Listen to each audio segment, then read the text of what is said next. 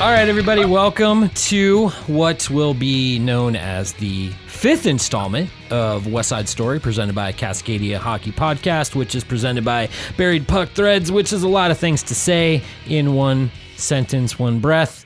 And that was really a weird opening. Why? I don't know. Okay. I was just trying wordy. I was just trying to cover everything up front. It was very wordy. Okay, sorry. You want me to do it again? Yeah. Go ahead and replay. Ain't happening. I'm out of breath. My name is Aaron Piper. I am the owner, of Buried Puck Threads. I am here with my lovely wife, who is she's really all that we come to see anyway. Inaccurate. Miss Anya Piper. How are you today? I'm good. And somewhere stuck in a Seattle traffic jam, leaving work for the day, one Mr. Dan Brown. Hola. There he is. You work for that big coffee conglomerate over there, don't you? Yes, I do. You enjoy it? Yes, I do. I love it. Been there just about 30 years, 29 in May. Oh, Are you wow. serious? Wow. Yeah, I started out slinging coffee, and now I'm slinging IT services. That's so rad. Do you work in the clock tower building? I work in the World Domination headquarters. Yes, I do. Awesome. I love that place.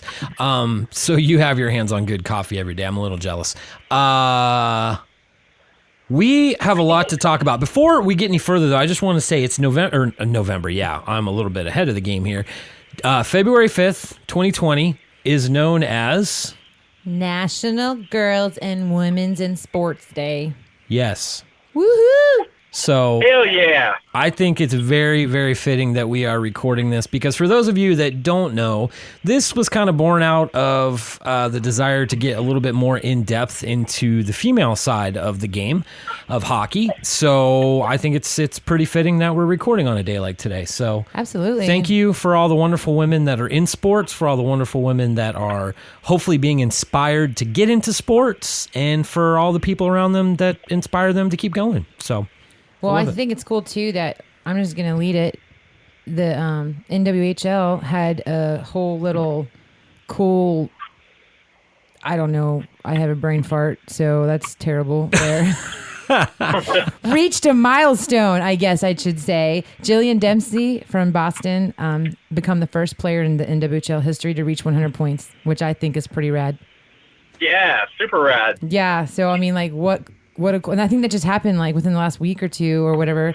And like, how cool is that? I mean, I know they're still young and all that stuff, so there'll be probably plenty of other girls who will, hit that record and all that stuff as it grows and all that. But so cool. First history thingy. Very cool. Yep. That's a huge milestone. And of course, she plays with Boston, so that means it only took her like 10 games to hit 100 points, right? Probably. Little more than that, but she has padded her stats this year for sure. She's been up at the top of points and goals, or within the top 5 all year long. It's always fun to watch somebody get on that tear. Not to take away from the women's game, but I'm just thinking about Ovechkin right now. I mean, it seems like the guy's going to break Gretzky's record before the season's over. So it's really fun to watch people do that. There's been a lot going on within the women's game lately. We have an all-star game this weekend. Is that correct? That is correct. Yes, the NHL Network even featured some of the aforementioned Boston Pride crew on their broadcast today to lead up to it.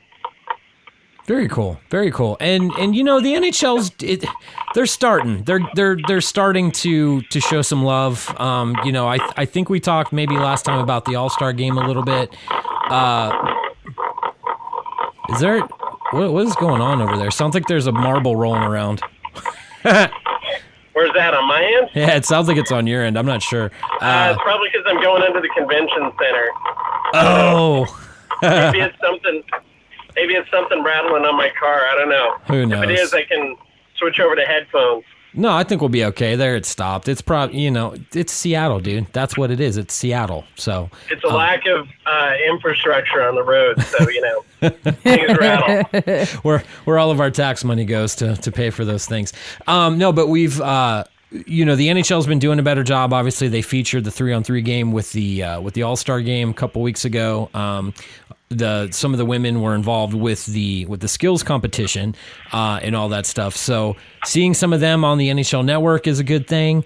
And anything right now to get these talented young ladies in front of the public eye is a good thing. Absolutely. So kudos. I do have to say it's pretty disappointing though. They didn't get paid. They didn't even have a chance at winning one of the prizes in the All-Star game for the NHL. Yeah. I mean, I kind of get it, but that's baby steps for sure. But like not getting paid, the fact that the Women's Pro Hockey Seattle did an event here at the Westie, which is a bar in my neighborhood, and had Kelly Tyson out there signing autographs and stuff like that. And the NHL Network cut away and went to college hockey. That is so stupid. That is a bummer. So they ended up watching it on phones, which is kind of like the bad camera angle during the IIHF. It's like, come on. Oh, my gosh. Baby steps are okay as long as you're not stepping back 15 steps, which is, it's good and it's bad. It's the exposure, and you should be happy to have exposure argument, I think, a little bit. But anything's better than nothing, but come on, commit or don't. Yeah, for real. I mean, it's you're either in or you're out. And that was the NHL Network that was showing that and then cut away? Yeah. Yeah, there were a couple of folks at the event that were like, come on, at NHL Network, what the heck is going on here? Well, a baby step, a disappointing step backwards. But, WoProHo Seattle has been doing a lot, and I did see a lot of stuff on their Twitter about that event. Yeah. Which saw a lot of people got to come out and hang out. That bar looks rad, by the way. It is. They've got bubble hockey in there and all that. I mean, that's awesome.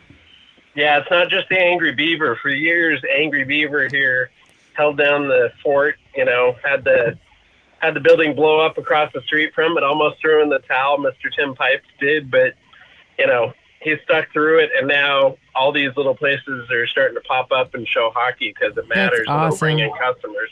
Yeah. So, and kudos to the Beaver for being kind of the leading the way a little bit. But yeah, I see a lot of local businesses over there that are really starting to support hockey. We're trying to bring light to even more over on the east side here too as well. But so NWHL All-Star Weekend is in Boston, and it's Team Packer or Team Dempsey, and it's also sold out if I'm not mistaken. Correct? The seats, there's standing room that is available, but all the seats are sold out. That's awesome, and it's gonna be at the Warrior Ice Arena, so that's even cooler. It's such a pretty facility. That's badass is what that is. Yeah. Sold out. Yeah, there's not enough interest in women's hockey. Really? We just sold out the All-Star game, jackasses.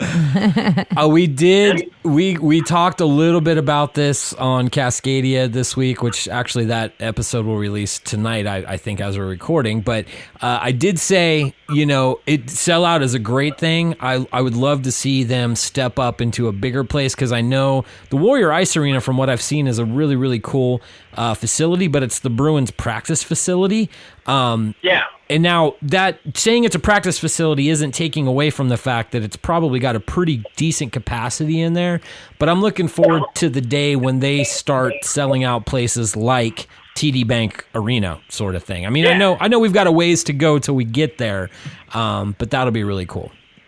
Yeah, any sellout's a good sellout. But yeah, you're right. The smaller arenas, it's a little bit like the Seawolves rugby team over here. They play in a smaller venue. Uh-huh. But, it's a venue that fits the growth at this point, so they aren't wasting money on rent.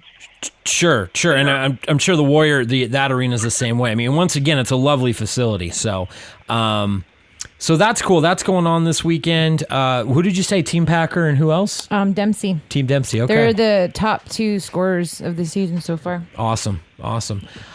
So we've got that going on. And that'll be on Twitch, so catch it this weekend. And it's free. Watch it. It's fun. That's on Saturday, right? Yes. So as this releases on Friday, make sure Saturday clear a little time in the afternoon for that. Do they do a skills competition and stuff like that as well there?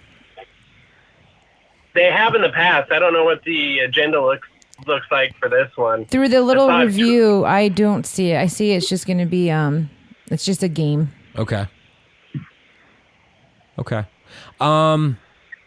Well, good. I mean, once again, good thing. I'm glad they're doing it on their own. The NHL, the ECHL, and the AHL kind of combined all theirs into one weekend-ish sort of thing. So, you were getting all that. So for the women's team to take a couple weeks off from that to kind of get their own exposure, I think that's a good thing. So. You know what? I totally lied. I'm a liar. Okay, what? It says that there is going to be a little skills competition. It's actually going to be 2 25-minute periods, 4-on-4, Sunday, February 9th at 2:30 Eastern, I believe. And then there's an all-star skills challenge, which includes the fastest skater and the hardest shot. Nice. And that's February 8th at 8 p.m. So that's going to be fun. That's what we have to watch.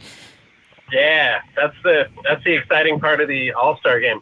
What happened with the NHL All-Star game? We all used to love it as kids, and now as adults we're like, except for like the skills challenge when you see like 109-mile-an-hour slap shot. Oh man, yeah, that dude in the AHL set the North American record with 109, and I think who was it? Was it Shea Weber again that was like 106.2 or something like that in the NHL?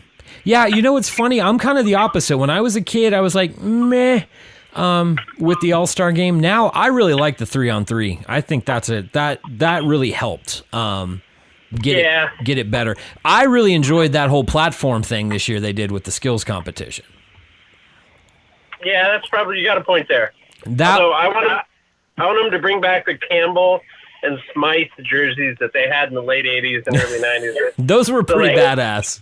Oh man, love those jerseys. Okay, something I've been meaning to talk about, and I forgot the other day. I want to bring it up here real quick, and it is getting away from women's hockey a little bit. But the NHL announced that they are going to go back to player tracking and puck tracking in the game. Boo!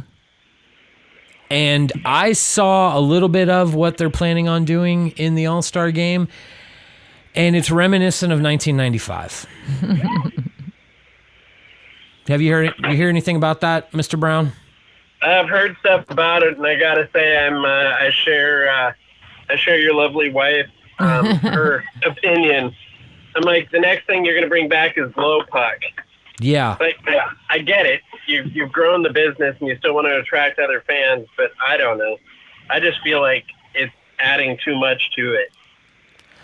I feel like it's a step back in that you're dumbing it down because, I mean, NHL fans, hockey fans in general are really smart, and I get that you're trying to grow the game and grow the audience and all that, but I've said it all along, you don't do that on TV. That's the live experience where people really get the game. Yeah. The buy a person a beer and take them to a game, and they'll be a hockey fan generally. Absolutely. So yeah. I saw it and I kind of rolled my eyes and thinking, this is kind of like the Amazon Fire Phone. I don't think it's going to work out as well as they think it's going to. So I gotta say though, I think as somebody who wasn't into it for a long time, when you would watch it, I would not be able to follow the puck. I couldn't follow it. It was just way too fast. It was hard to see it on TV, so I got bored a lot. However, since I started, we go to all the games here in the WHL and I'm able to see the puck, I'm actually able to now understand how the puck moves on the ice, and I can see it now on the NHL. So, I mean, I guess I understand the need to, maybe open it up for people to be interested in, to watch on TV, but I just think it's going to be very annoying. I think it's the league overthinking things, to be honest with you. So. Oh, yeah. Without a doubt. It's when I say adds too much to it, I'm like, for the average fan, it's not 1995. Televisions have better resolution. You can see the puck. There's better camera angles. Yep. If I could fall in love with the game watching, the Miracle on Ice series leading up in the 1980s with blue ice and crappy televisions and stuff like that, people will be attracted to it. But especially in HD now, you can track the puck pretty darn easily. Yeah. And if you want analytics, there's a bunch of different sites, a bunch of different people, the NHL themselves, and, the NWHL for the women pouring those analytics out there. You can find that stuff. So I feel like it's just muddying it up. Just enjoy the game. Absolutely. I don't know. Yeah. Anyway. Yeah. And moving on from that, that we've set our piece on where we stand on that one. Moving back to women, didn't you say in the AHL there was women playing on the All-Stars for the A? That was actually the ECHL, if I remember right. They actually had women on their benches playing with the teams, which I thought was pretty cool. Yeah. So, do you know like who they were? I don't remember. I'd have to look it up. You know, I think we caught a little bit of it on the NHL Network. They played a little bit of the game, and I don't remember. I think they were NWHL people, if I remember right. Okay. So, Okay. I wanted to talk about something real quick though, Dan. You had brought it up kind of in our pre-channel meeting thing that we do on Slack, but you had said about after the All-Star game, Sportsnet said something about, wouldn't it be great if there was a league? Expound on that a little bit. I didn't hear about that. Yeah, there was a lot of spin on Twitter about this, but the broadcast for Sportsnet had spoken about, wouldn't it be, look at these great, this is Dream Gap, not the All-Star, so Okay. the PWHPA and the Dream Gap Tour, and they're like, look at all these talented women, isn't this great, isn't this positive? And then, boom, they stick in the knife and say, wouldn't it be great if there was a professional league to play in?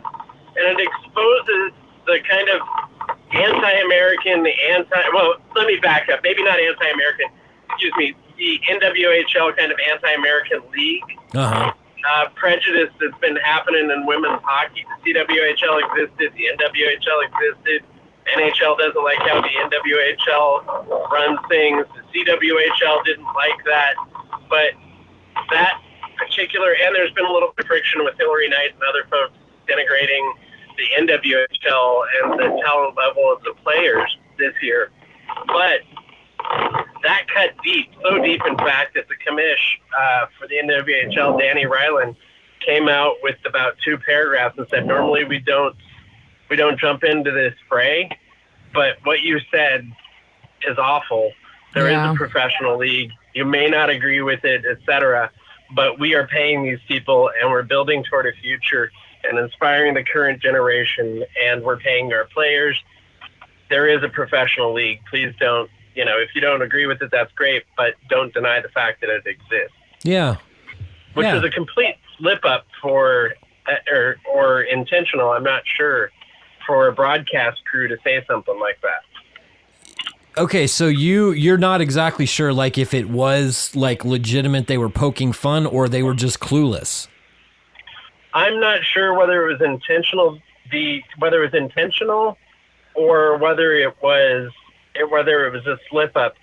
My hunch is, and I have nothing to base this on whatsoever, but speculatively, if you're a professional broadcaster about hockey and have played the women's game, which the announcing crew did, then my hunch is that they disagree with the NWHL, and so they want to do anything they can to denigrate it. And so in that sense, they're like, hey, to say we don't have a national league, meaning Canadian, would be one thing. Right. But to say that there isn't a professional league is denigrating in the sense that it kind of jumps in with the Hillary Knight and others comment of, this isn't a professional league, this is glorified beer league. Right. So interesting. Yeah, it's hard to drive and be on a soapbox at the same time, but there you go. No, you know what though? It just makes good. me so angry because I sit and I think I want to try and support the players that are boycotting and as part of the PWHPA. I want to support them. I want to support what they're doing. The Dream Gap Tour that's coming to Philly, my favorite place, in a few weeks. I'm excited for all that. But when stuff like that comes up, I'm just like, it makes me angry and I can't support them. I cannot get behind them if that's what people are going to start surrounding around. All of the comments and the tweets and stuff that I saw about that is all like, they're split. It's a divide, and there's no way it's going to change or grow until they come together to make it a viable league. Yeah. Yeah. To me, it's amazing that, we started out this podcast a few months and 5 episodes ago, or 4 episodes in this one now. And in the first discussion that we had online, it was all about, they're working together, they're coexisting, because I support, both efforts. But the sentiment there that was there where they weren't denigrating the NWHL is pulling out the window. Yeah. And I feel like there's a Canadian contingent, and many articles support that if you go out there and look. Graham Rouston, again, who runs the Hockey News and a bunch of other stuff, is a billionaire, has said, I'll put money behind something, but really that's Canadian-based. Nobody wants to work with the NWHL. Yeah. Don't know why. Yeah. But they just don't want to do it.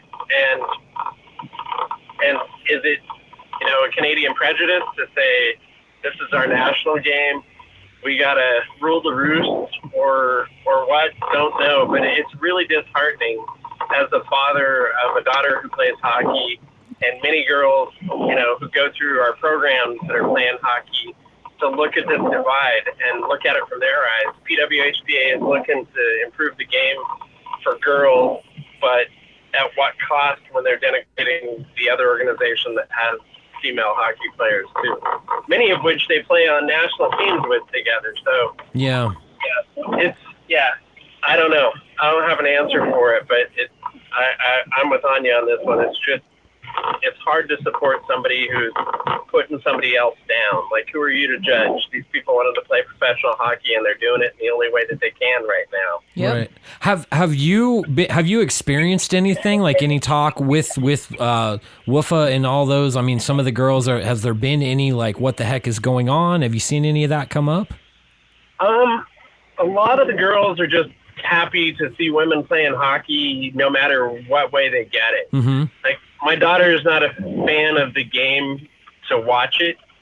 Like, she loves playing it, but to go watch it, she's kind of like, meh, whether it's women or men, and that's just the way that she is. But there are girls that she plays that play in our organization that are just ravenous for it. They're watching it on Twitch. They're watching the rivalry series. They're going out to events. There's a girl that I'm really close with, our goalie, Cinder, who her mom got her for Christmas a trip down to the Anaheim event this weekend. Nice. Yeah, so, I mean, it's out there, and they understand. Most of them, even at the youngest ages of like 7 and 8, get it. They're like, okay, we understand that there's this divide, but we just want to watch women play hockey. Yeah. But I do think as they get older, it's hard to build a market share if you're not united. Yep, that is exactly right. Yeah. Speaking of, I just saw on Twitter, Buffalo Buttes, they have a teddy bear toss night, February 22nd. Really? Yeah. Nice. I know. I was trying to scroll through to see if I could find that the press release that they put out about that whole Sportsnet stupid comment lady, but I couldn't find it. Yeah. But I did see that. I'm like, how cool is that? I'm gonna have to watch it February 22nd at 2:30. It's gonna be on Twitch for sure. So we'll have to see how many teddies they can throw out there. Yeah, heck yeah. We're big fans of the teddy bear toss and all that. So, speaking of the Buffalo Buttes, that's a good little segue there. I don't know if I'd call her former Buttes goaltender or like boycotting Buttes goaltender Shannon Zabados. Yeah. I don't know how we call her. We'll just say somebody who's played with the Buffalo Buttes before. And she's part of the PWHPA. She's part of the PWHPA, the Dream Gap Tour right now. But Shannon Zabados with women's she's not with Women's Hockey Life, but Dan, you know a lot about the WHL, correct? Yeah. She's really tight, good friends with Kyla Jane, who, along with Jacqueline Hawkins, runs the WHL. Kyla and Shannon are both goalies too. So right. And Kyla's dog is actually named Zob. So there's all that. But yeah, there's a whole lot of love for women's hockey with Women's Hockey Life, and a whole lot of love for the, as they put it, the player of the decade, yes. Shannon Zabados. Yes. And, rightfully so. That woman's incredible. And has really the best hair in any hockey league ever. I mean, come on. I feel okay talking about it because we talk about men's flow and salad, but really I'd put Shannon up against anybody. Nobody has better flow than Zob. What's funny, though, is it seems like it's gotten better as she's gotten older, because the other WHL, the Western Hockey League, posted a picture today that was kind of a conglomerate of women that are involved with the different teams and stuff. I believe Moose Jaw right now has a woman coach. And stuff like that. But one of those pictures was Shannon Zabados in net for the Tri-City Americans way back in the day. And her hair was very straight. It was lighter. It almost looked like it was like a reddish blonde. She had a baby face and all that stuff. So I hardly even recognize her if she wasn't wearing the American sweater. So, but that was pretty cool to see her featured on there. Like I said, she was here just a couple years ago, and you're right. That hair is huge, man. I don't know as a goalie how she gets that all up in her helmet. I don't know, but hair aside, that woman is one of the best netminders I have ever been able to witness in my life. She's so good. It's amazing. It's one of those things that just leaves me. There are very few players that I've watched throughout life, either live or in person. Barzal was one of them. She's one of them. That I'm just left flabbergasted when you watch him. That's awesome. Yeah, lots of love for her. The fans voted her the player of the decade with Women's Hockey Life. So congrats to her. What was the other thing? Oh, real quick, we're kind of getting low on time here, but I wanted to bring this up because Anya's been chomping at the bit over the last couple of weeks to talk about this. Body checking in women's hockey. That's all I'm going to say. You take it away, babe. Okay, so I'm not necessarily for it, but I'm not necessarily against it. I'm not sure. So what is the rule right now? Right now it's a minor penalty. So 2 minutes. Okay. Penalty if you body check. But there was the hockey writers, the writer Nathaniel Oliver wrote an article about it, and the question that's posed is, should body checking be allowed in women's hockey? I don't know. I feel that his response was actually quite interesting. He says that he feels incorporating body checking would take away from what he enjoys most about the game of women's hockey: the skating, the playmaking, the puck battles, and the sheer grace of the game, which I find when I watch the game on Twitch on the weekends, I am very impressed with the quality of the play. Like, it's very intense, it's very purpose, and I can very well tell that they're really working hard, to be the best goaltender or be the best defenseman or scorer or whatever. When I watch NHL players, I feel like there is not necessarily a lack of a drive, but it's like they know they're supposed to be there. A brute force sort of thing? Yeah, and there's fighting, obviously, and then there's that passion and that grit and grime of a game of a men, playing. I don't know how I feel about it. I feel like fighting is a part of hockey.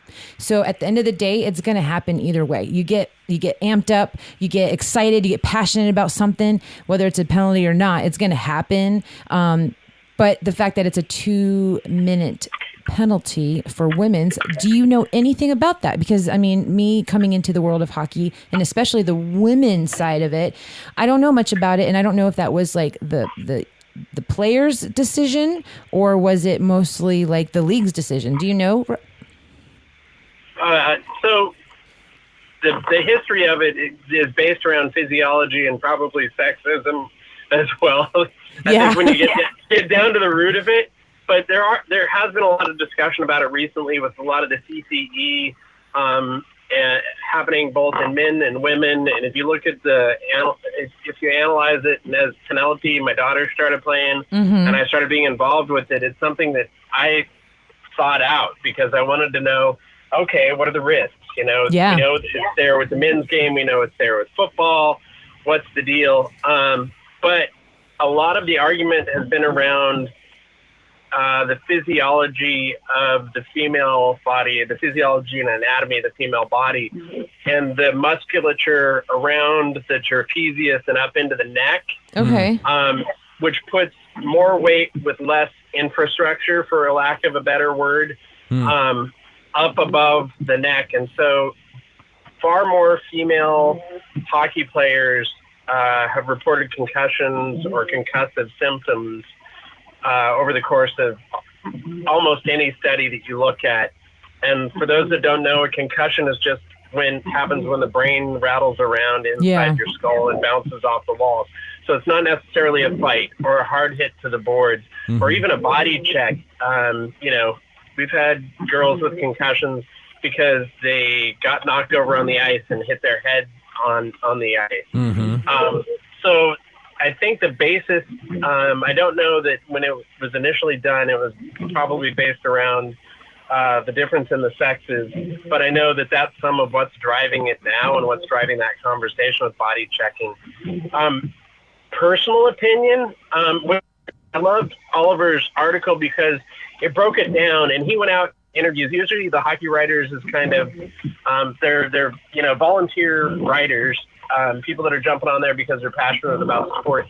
But he actually did the legwork to go out and talk to a huge amount of professional players in the women's game from different leagues and things like that in Sweden and in the U.S. I think there's even a couple in Russia and Canada. And he did the legwork to actually find out what they thought about it. And the majority of them kind of, the ballpark is about 75-80% of them didn't see the need for it. My personal opinion is I really like that it's absent in the women's game. I think there's more finesse, and that's the same to be said for non-check leagues of 20-year-olds that I've watched at local rinks. If you can't knock somebody over, then you're going to have to figure out a way to get around them. So barring injuries and those types of situations, to go back to, Aaron's trumpet of, if you're not a fan of women's hockey, you're not a fan of hockey. That's kind of it. Is it a different game? But that's the same argument that anybody who's not a fan of women's hockey will bring up. Well, there's no body checking in it. Well, maybe you should ask yourself if there needs to be. Yeah. But that part of the game, that physical body checking, fighting, scrapping mentality, is just part of what people really love about the game. And if it's absent, they just don't like it. And I think they don't like it whether men or women are playing. Yeah. In my opinion. I found it. Like it. Yeah, I do too. And the men's, I'm not gonna lie, I don't want my girls playing and getting beat up or like body checked. For I sure. wouldn't want that for my girls. However, I found AJ Mel, I can't even pronounce the last name, Melsisko. It's an Olympian for Team USA. She actually commented, and I'll spell it. It's Mleczko. So you guys can Google it, who's listening. But she's the one that responded to answer this question. She says, I do not think the game needs it. As one of the bigger players when she played, I imagine it would have benefited me, but the game is physical, fast, and incredibly entertaining as it is currently played, which I agree. I do like what she says here. The only argument for checking would be to make it more consistently reffed. It would help to minimize the gray area that is at the ref's discretion. So that's pretty interesting to know that in a women's league that this is a ref's discretion and whether it's body checking or not. So I think that needs to be better defined than in the game. Interesting. Because I'm going to have to pay more attention since I came across this article. Because I noticed that there is really no fighting. I mean, not in women's hockey. There just isn't. I don't see it very often. And I mean, you get I'm so mad. But it's not like full blown fights like you see in a men's game. But I'm gonna have to watch it because I want to see what the refs say. Because it's interesting. Oh, sorry. Go ahead. No, I'm good. I'm thinking it's interesting that the gray area there. So what is that? Yeah. Well, and if you look at it like the last Olympics, the gold medal game. Just because there's body checking doesn't mean that those games aren't physical as hell. Yeah. I think it was Olette Chu, their wedding, showed a picture of them standing at the altar in their wedding dresses on Twitter and juxtaposed with a picture of them playing against each other. Yeah. And there's like a total full-on like shoulder-high cross-check shove, just like the biggest cross-check that any of us have ever seen thrown. And it's like, yeah, these two got married, but don't tell me just because body checking's absent that these games aren't physical. Yeah. And some girls, like even our girls that went up to Winthrop, were some of the comments you heard were like, hey, they're really using their shoulders and things like that. And I was there watching the games, and these are 12U to 17U players, and they aren't checking, but the game that they were playing was way more physical, and it took our girls a while to adjust, many of which are new to the game, but they're like, I was like, they're using their bodies the way that they should. They're not body checking. They're just shoving you off of the puck. And if you want to be there, you got to make room. You either got to make room for them to get by and deal with that, or you gotta put up with it and give some back. Yeah. That's cool. So it almost creates, to me, it creates a more of a toughness, you know, and you have to be, it's a smart tough, I think is the thing about it. Well, I think for women, we are smart anyway, so it benefits us. Yeah, absolutely, man. Well, and honestly, but I can imagine. So what else do we know about?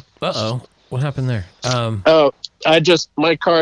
My car was switching off. Your car wanted to join the conversation, and I was switching to headphones, because I just pulled up in my driveway. I'm sitting out here in my driveway now. So hey, not a bad commute for Seattle, right? No, man, that's actually awesome. Pretty quick drive home. So we covered traffic and weather again, didn't we? Yeah, we did. It was raining here too today, so. It was snowing yesterday, raining today, and tomorrow it'll be 60 degrees here. We got stupid weather. Stupid weather. Speaking of that, real quick before we wrap up, well, let's close out with the body checking thing. I just want to say, like, if those studies have been done and it's a little bit more dangerous because of a woman's physiology and all that, let's definitely not make it a part of the game. There's no reason to put unnecessary injuries and stuff just because us dudes want to see women duking it out on the ice. But then the refs, it needs to be defined, I think, better. I do agree with you on that. Definitely define it so there is no gray area. I mean, it's very evident if it's body checking or if it's using your body to get the player out of the way to get to the puck. I mean, it's very evident. So let's be consistent. I think that drives me crazy. I'd say most of the time, but I'd say I'd have to look into how defined it is for the refs, because there's a lot of times playing that somebody will come up, not hip check me off the puck, but their shoulders will be lower than mine. They'll be reaching out to get the puck, so their upper body's lower, and they might throw the hip into mine a little bit to knock me off the puck. Is that a hip check? Maybe, maybe not. So I don't know. I'll have to look at that and see if I can't report back next time to see if I found out anything. Okay, yeah, that'd be cool to know. Before we go, if you live on the west side of the Cascades, you have really good teams to watch right now in the Western Hockey League. Yeah, you do. Portland today, or actually last night, Portland loses last night in a overtime battle with Seattle. No, I'm sorry, with Spokane. And yet they clinch a playoff spot with 19 games left to play. Insane. Portland is just a juggernaut this year. They are just unstoppable. And that was right after, didn't they also have a shootout with Seattle in Portland in front of like 9,000 fans too? Yeah. Right. So there are a ton of a ton of these games that they're just like cleaning house on. As a Seattle fan, I don't know if you included them in the bunch of great teams to watch, but I don't know if I'd put them in that. I love my team, one of my teams, but I don't know if I'd put them in the great teams to watch bucket that you just did. They are, yeah, I know. But Seattle at least sits in a playoff spot right now. So true story. Yeah. We're experiencing something here that we don't experience very often, and that's a team that probably will not make the playoffs this year. But on the flip side of that, if people that listen to West Side Story only aren't aware, the top 3 players in the Bantam draft this year have all applied for exceptional status. So that means that all 3 of them think that at 15 years old, they should be allowed to play all year long instead of the 5 games that the league allows 15-year-olds to play. So that's pretty narcissist, don't you think, for 15-year-olds? I don't think it's narcissistic. It's been applied many times. How narcissistic were you as a 15-year-old? I know, right? I didn't know anity else existed when I was 15. Come on. So, no, but I think so. My point is that the draft this year is pretty deep. So having a bad season this year, unless you're Kelowna, having a bad season this year is not necessarily a bad thing. So, no, the fans here have done well. Seattle's kicking the Americans' ass up and down the ice. Kelowna. I know we're, West Side talk, but man, they're hosting. They're struggling. As the Memorial Cup host this year, they're struggling. And they sold the farm a couple weeks ago at trade deadline and didn't really pan out for them. So, in fact, they went and bought a lot of Seattle players, and it still hasn't panned out for them. That they did. Seattle's moves seem to have helped them out, and hopefully they'll clinch a playoff spot. Everett is just, they've been 1-2 with Portland, but there's no. They're number 2 now. They're the bridesmaid because Portland clinching with 19 games to go. That's ridiculous. It's just phenomenal. Yeah. And as a Seattle/Everett fan, I don't know if I can, it's a begrudging respect. Let's call it that. Well, as an Americans fan, I've got a lot of begrudging respect for every other U.S. division team this year because they're doing fairly well. So, and as a fan of just all of the Western Hockey League, I am excited to see a U.S. contender. Yeah, and the U.S. division's been really, really good the last several years, and it's to me it's one of the tighter divisions. And so that's fun to watch. Everett will actually, when this podcast released on Friday the 7th, Everett will be in town for the first time this season. Yes, and we are so excited to see them. Pretty excited about that. I'm a big Dustin Wolf fan, so yes. Yeah, Wolf and Kendop should be fun to watch, even if it doesn't go their way. They're just amazing players to watch that probably have decent careers in front of them. Yeah, for sure. And Wolf just seems like an all-around good guy on the ice, off the ice, so I like him a lot. But anyway, so it's getting there. We're a few weeks away. The end of the regular season is right around March 20th, 21st, I think, is the last games. So we're in that home stretch now. I'm sad because if the Americans don't make the playoffs, we're not going to have any hockey to watch. We might have to come over to the West Side to watch them. We might have to make some trips. Road trip. Yeah, for sure. So anyway, on that note, that's about it for this week. Lots of women's stuff going on. I'm sure we'll have more to talk about in a couple weeks with the All-Star game happening this weekend. If you're listening, check it out on Twitch. It's free for the All-Star game on Sunday the 9th. So check that out. Anything else? Any parting words, babe? Yeah, join our Facebook group, Cascadia Hockey Club. Yes. We're excited. We talk all Cascadia hockey stuff, women's hockey, Seattle hockey, Everett, all the stuff. So join it. We'd love to have you, and we'd love to get your take on what you hear from us. Absolutely. And big kudos real quick. NHL Seattle has done a really good job lately with that video feature they did about Winthrop, and then the feature they did about the old men. The old men club over there. You can join it soon, Dan. Careful who you're calling an old man. No, but kudos to them. Good job for really getting out there and supporting the hockey community, which I really like to see. So we should have a name hopefully soon. We'll see. The Octopus Week is happening at the Seattle Aquarium next week, so that would be a good time to maybe drop a name. Who knows? Release the Kraken. Will it be the Kraken? I don't know. Are you a fan? Are you a fan of the Kraken? Me? Yeah.